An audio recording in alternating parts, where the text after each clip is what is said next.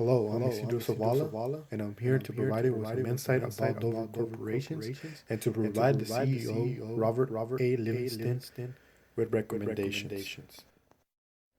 As you look at the 12 line items I chose, you will see that Dover's total revenues have fallen by about 200 million over the past 2 years and by 800 million in the past year alone. This is a result of falling oil prices, as their energy sector accounted for only 21% of total revenues, and in the previous 2 years it had accounted for 26%.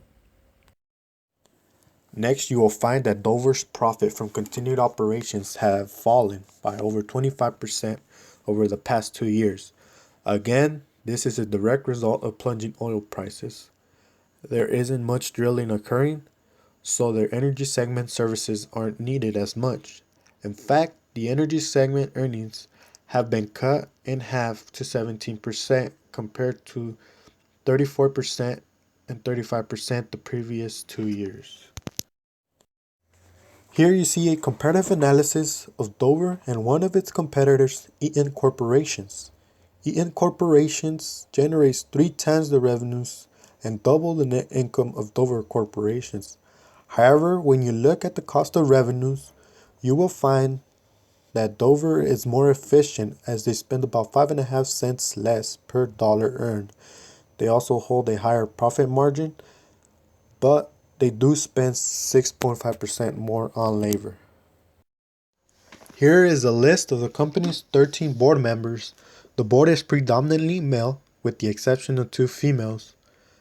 I found it interesting to see that over half of the board members were prior CEOs and that over 2/3 of the members had previous board experience.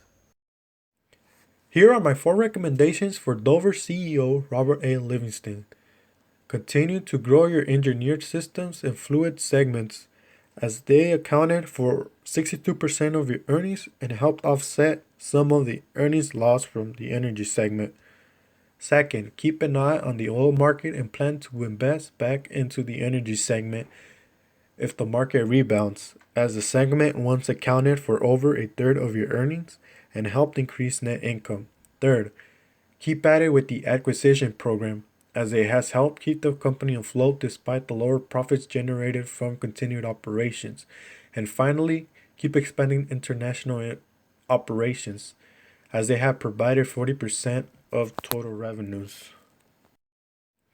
Here are my